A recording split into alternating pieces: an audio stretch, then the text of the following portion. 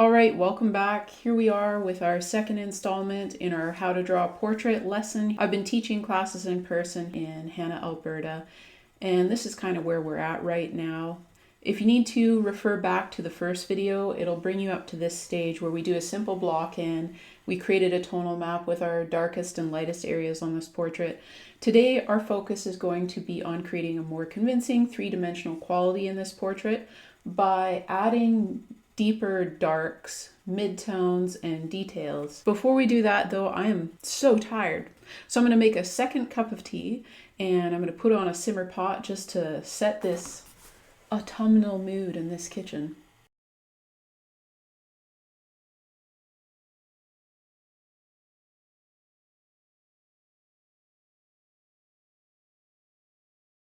I think today I'll be using this blending stump. I got a 4B here, a little bit of a 6B left, and a 2H, which honestly I probably won't really end up using much. It'll be mostly this 4B and the 6B. Also, I've got my gum eraser close by. I'll slide our reference image in here so you can see what we're working from.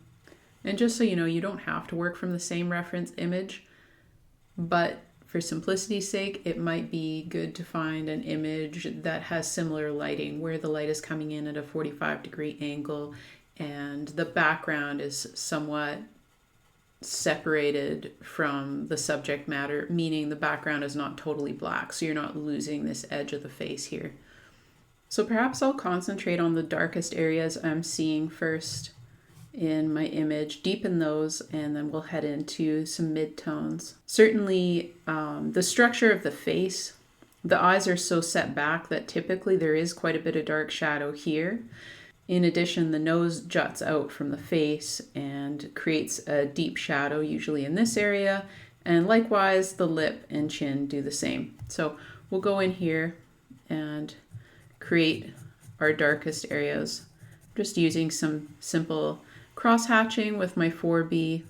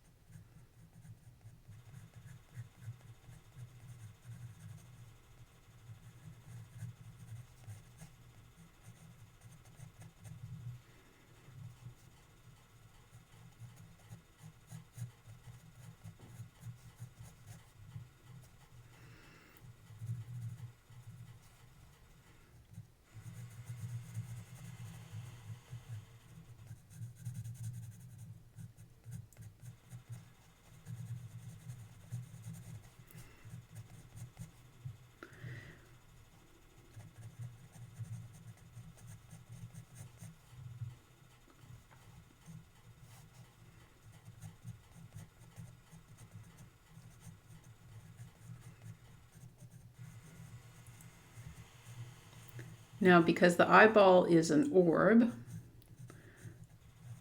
part of the eyeball is lost in shadow.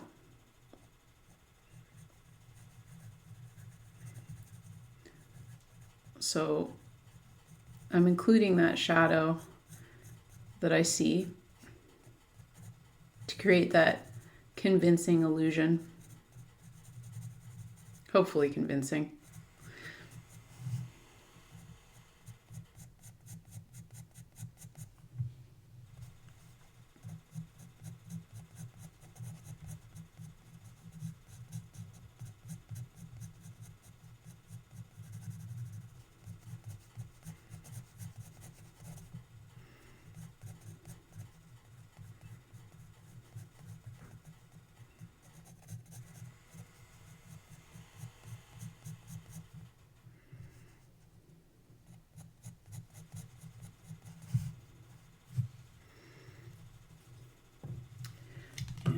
probably go back in with my gum eraser and pick out that lid just a bit under her eye.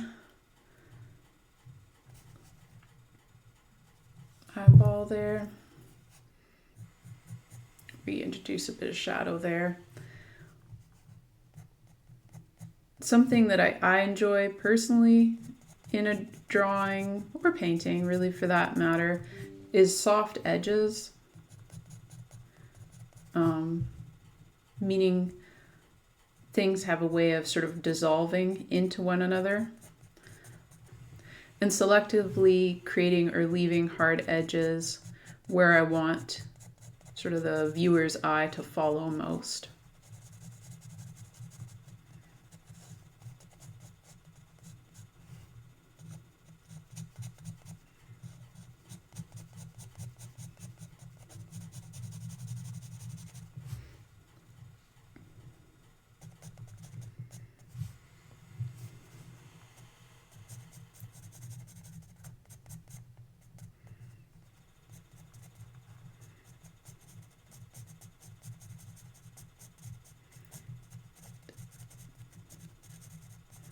As I'm working on these dark sections,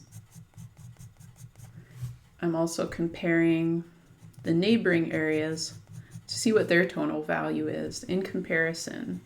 How dark or light are they compared to the darkest area?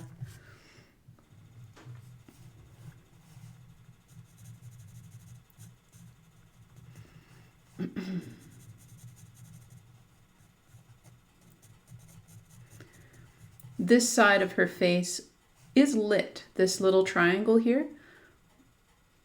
But if you squint your eyes, you can see it's at least a shade or two darker than this side of her face. In addition, this area is as well. If you squint down, it's a fair bit darker. But it's not as dark as this area of her eye. Now, because I'm left-handed, at some point I'm really going to land myself in a heap of hot water here. And I'll start smudging my drawing a good deal. This happens. Right-handed people, is this much of a problem for you? I'd like to hear from you.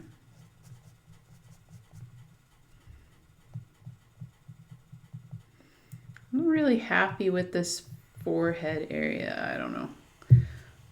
We'll just rub a bit of that out. Bring in a bit of my blending stump.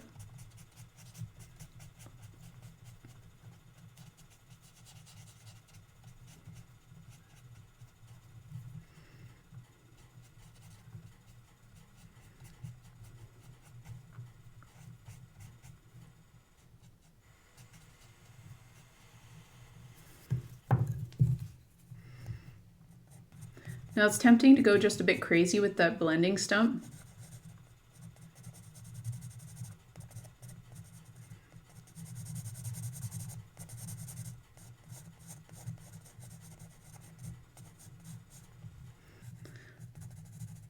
But I'd recommend resisting the urge to blend everything out,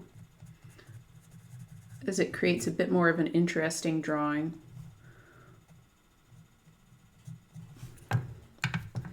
When you have a variety of textures going on.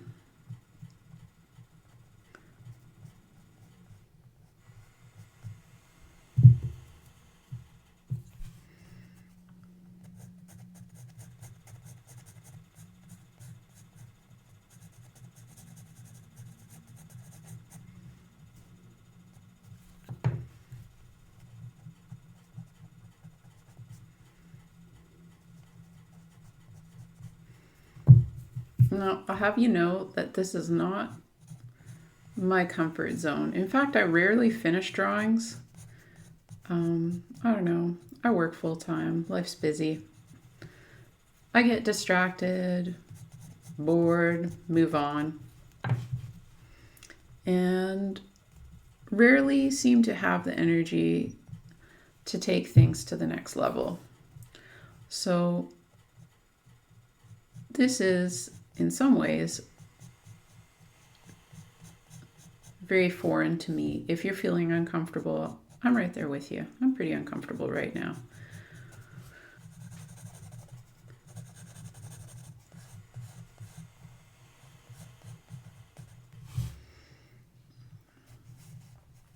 So perhaps I've spent enough time, I don't want to get too lost in the weeds up there at that eye.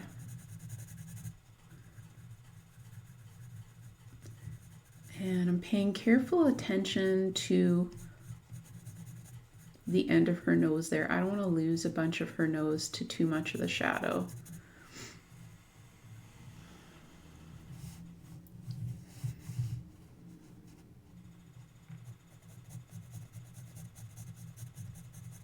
Her actual cheek ends right here, but there's some really delicate tones in here. If I were painting this, I would notice that there's almost a bluish hue, and it's much lighter in here than it is in here. And painting's what I usually get up to. Rendering things down in black and white is quite a bit different. A different exercise. But I'm paying attention to much the same things that I would were I painting her portrait.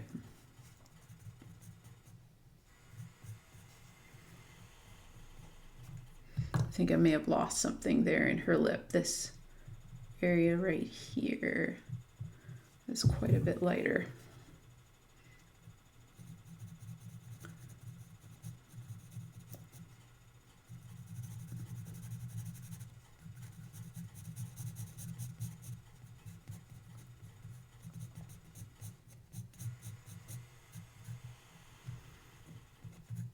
It's actually with some difficulty that I'm able to see my reference image on my computer.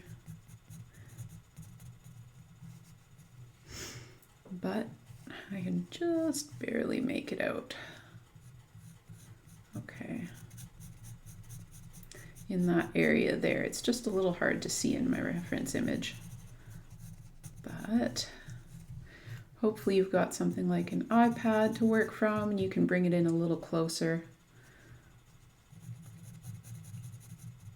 Mind you, as you're learning, farther won't really hurt either, just so you don't get lost in the weeds with those details.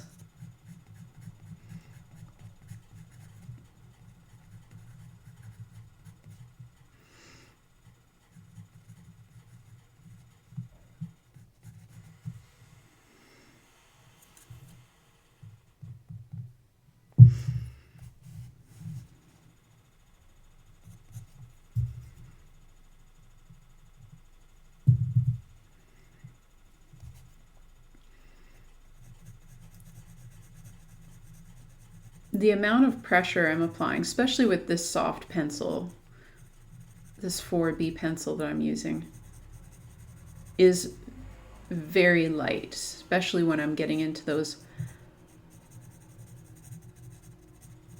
mid-toned areas, those much less dark areas. I'm applying very little pressure.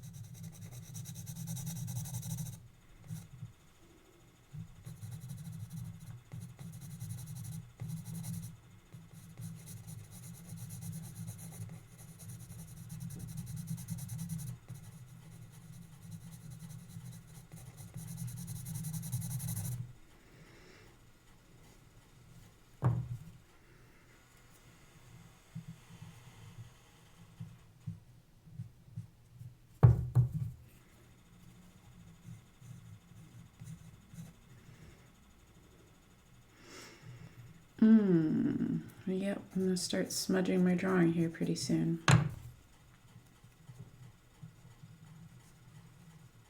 I'm really wanting to lay my hand over this so I can get at this other side here.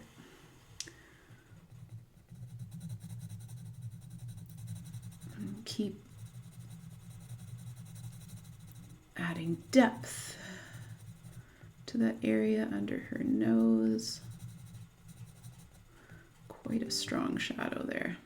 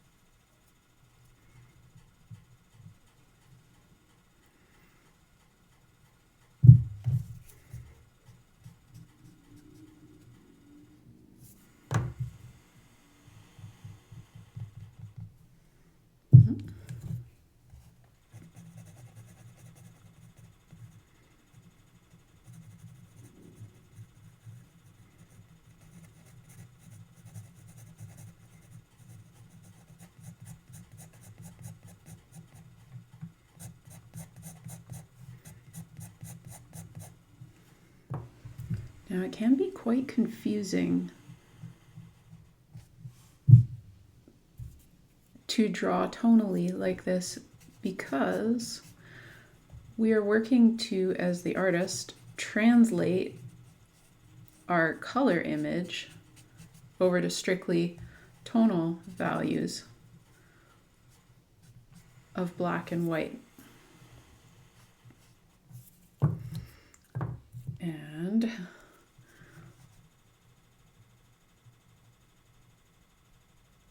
some things can get a little lost in translation.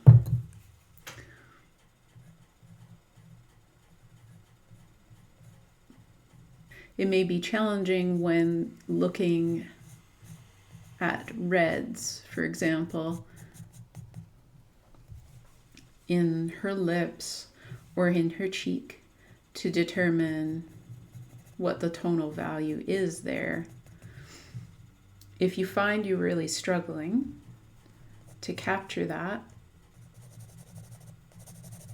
I would recommend squinting down, and if you really want to, you could utilize a bit of technology, and on your phone you could render this down with a filter to a black and white image, and that may also add some valuable insights and help you perceive the tonal values within the color a little better. Surprising as it may be, this process will help you if you choose to go on to painting as well. It'll help you be a better painter, as you'll be able to understand tonal values, which is such an important part of painting. When the tonal values are off in a painting, I mean, it can really make or break it.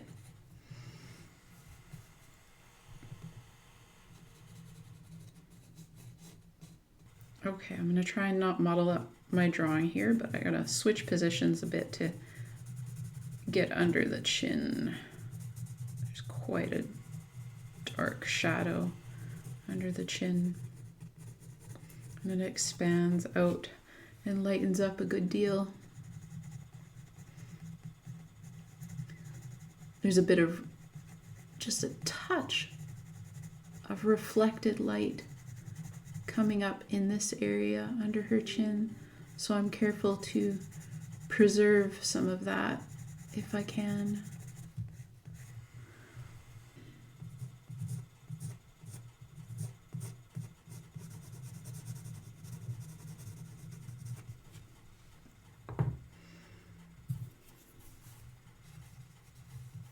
I'm glad all I have to do after this is clean a house because my brain is going to be very tired. This is like, I don't know. It's hard. It's a lot of work.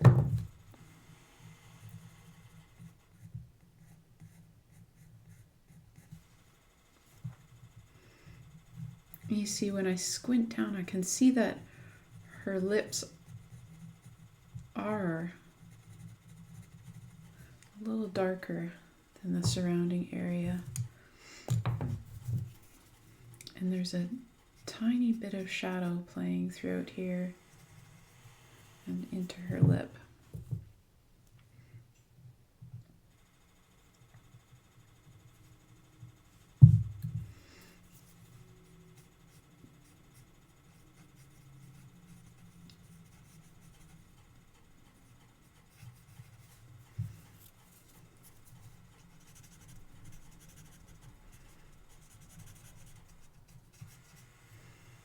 I have to go off and clean houses here pretty soon, but let's see if we can get this eye area done. And the back of her neck and ear area here.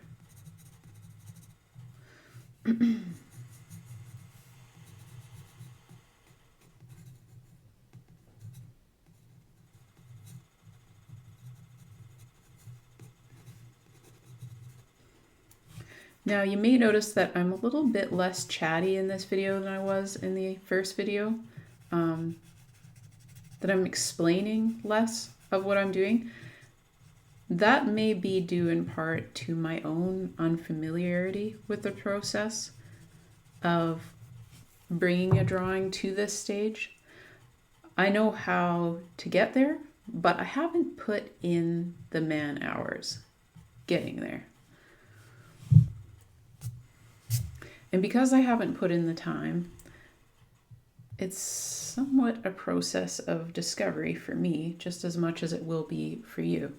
Something I'm feeling a bit uncomfortable with, and you might be feeling it too, is that the block-in got to a place that I was pretty happy with.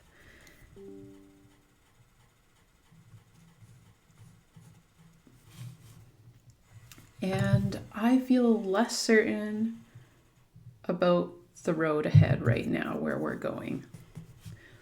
Part of the teaching here is just watching, you know, seeing perhaps the way I'm holding the pencil or how I'm pushing and pulling it across the page, the corrections I'm making. These kinds of decisions might be instructive in and of themselves.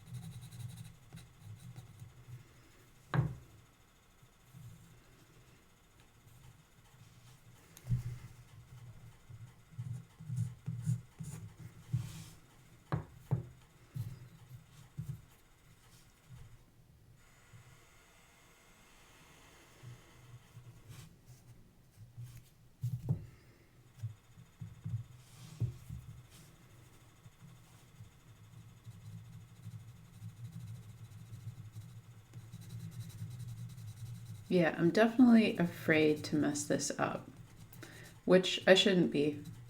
Neither should you. If we mess it up, that just means we're learning. It's not a big deal. But, you know, we get kind of attached. And it's not like we have multiple copies of the same drawing. So, I mean, sometimes it's nice to have something that you can look back at and feel proud of, that you got to a good stage. And if you took it a little further, you might, lose that stage. But hopefully, this is not the last drawing we ever do. I have to make a decision here. I feel like ditching that earring, if not just to save time, which I might just do that, What do we got? About half an hour left before I gotta go clean this house. So maybe we will save a bit of time.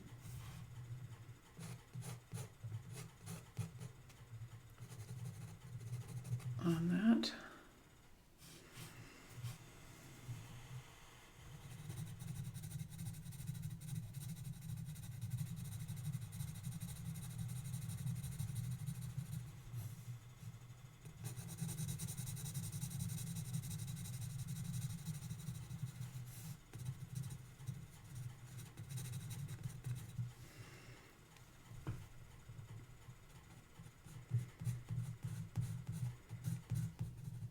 Not really interested in getting lost in this garment either just now. So I'm just going to focus on its tonal value, which is against that neck of hers, quite strong, quite dark.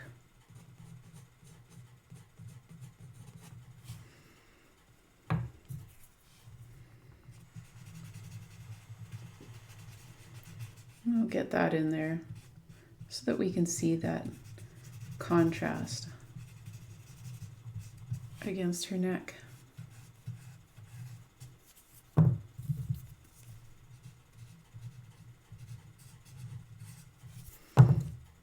And enjoy some of that delicate, youthful roundness around the neck area.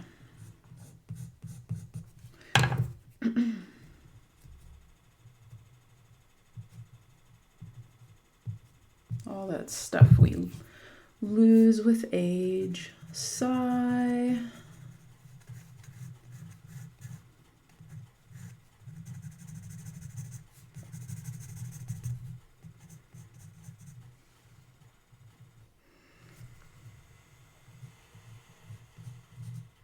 I think I got the angle of that color. No, not quite so.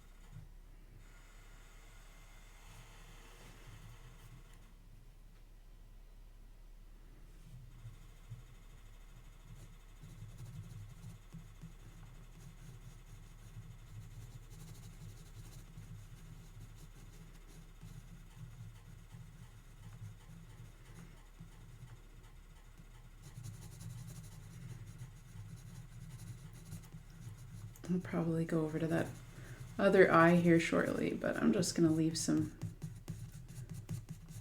mental notes around this ear here.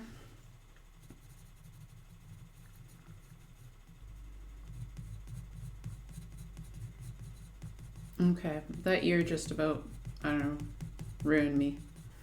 It was taking me out. We're gonna leave it alone. It's not my friend right now. And we will work on that other eye.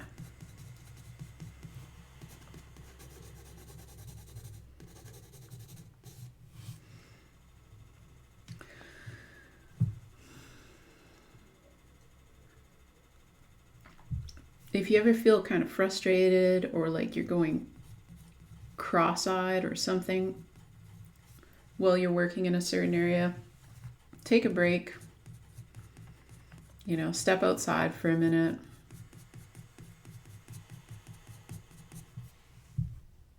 Change of scenery could do wonders. Come back to it, see if you understand better where you've gone wrong. I take a lot of breaks when I'm drawing and painting, actually, just for this purpose,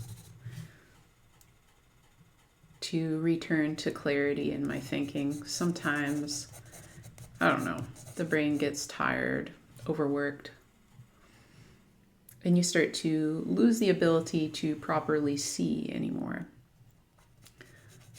There's a very delicate tonal change in this area. The bridge of her nose, her forehead here, slightly in shadow.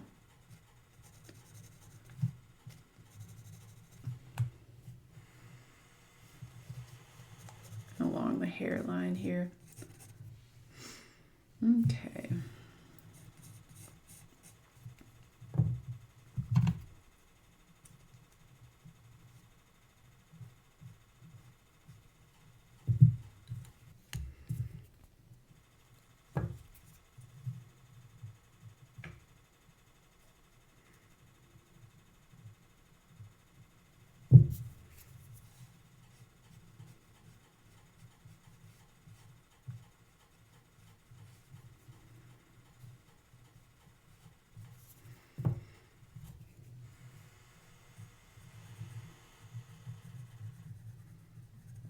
Perceive that her lid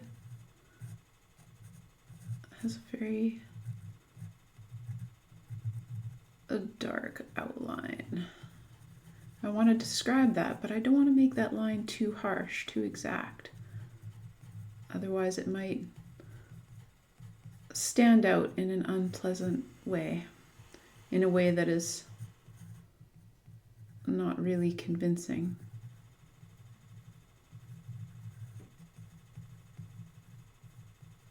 Same with that lash line. And the transition up to her brows is soft. Generally, we don't want to, draw individual brow hairs or anything. Make that transition into the brow very soft. Some of what we're working with here is what we see in the drawing, and some of it is trying to draw in such a way how our eye actually sees, and our eyes, the way we see the world, though we can focus and perceive high detail, we tend to see the world in a more softened, general, and less focused way. So it's nice to walk the line between imitating reality perfectly and rendering detail, but also deciding what detail to include and softening edges where necessary so that you can leave the focus. I think it would be fair to say that in this particular portrait that the artist composed, the photographer, this eye was a main focal point, I would say. It's very bright and jewel-like and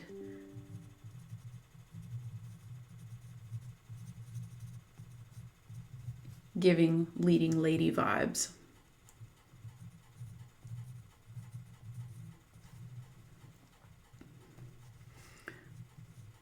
It is the center of attention.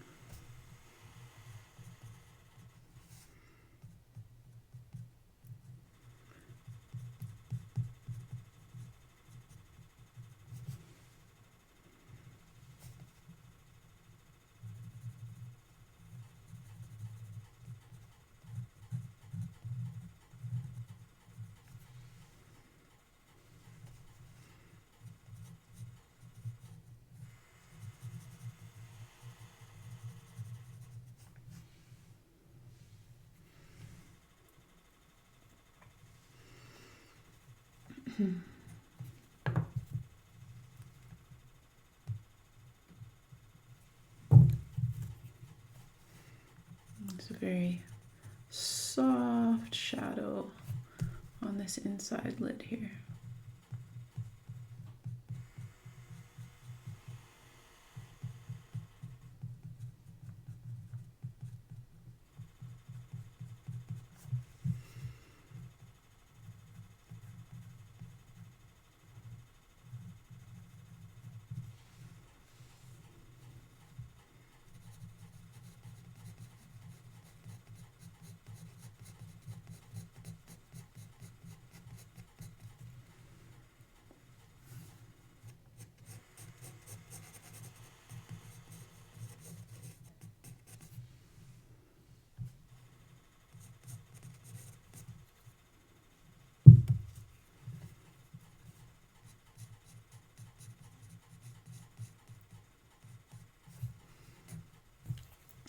And again,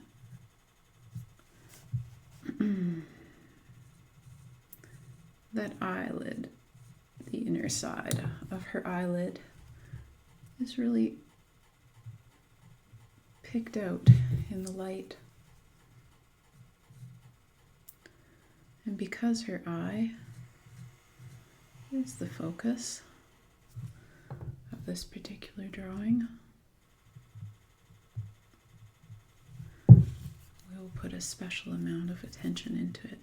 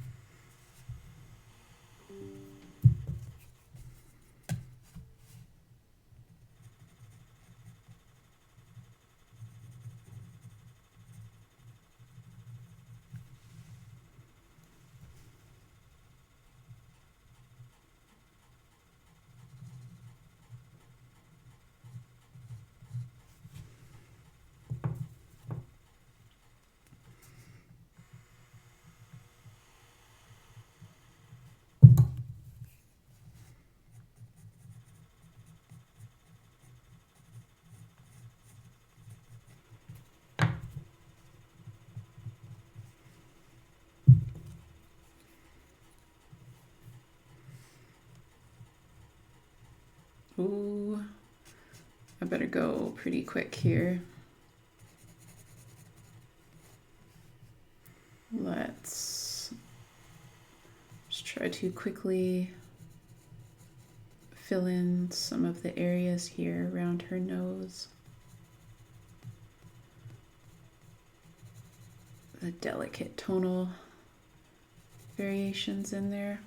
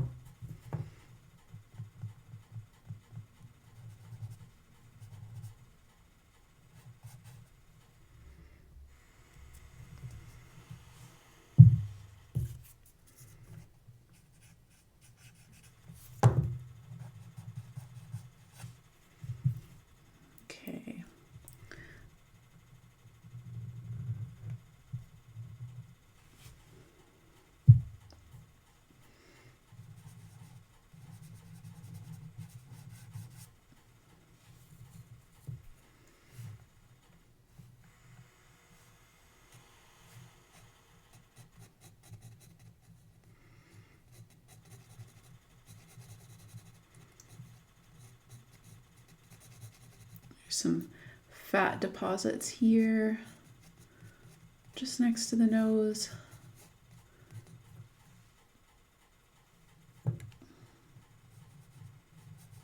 Creating a little bit of an indent, and then the roundness of the cheek. Going down into some tonal variations in this area as well. Employing my finger quite a bit more to get some of this blocked in before I gotta run off to work.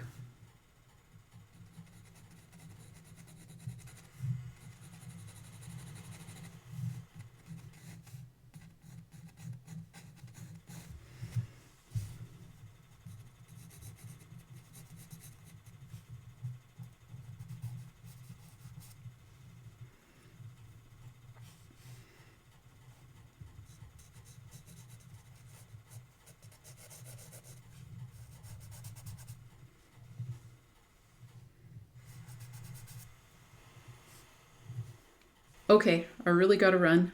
This is where we will leave this drawing. I can expand on this more. I'll keep working at it, but you get the idea.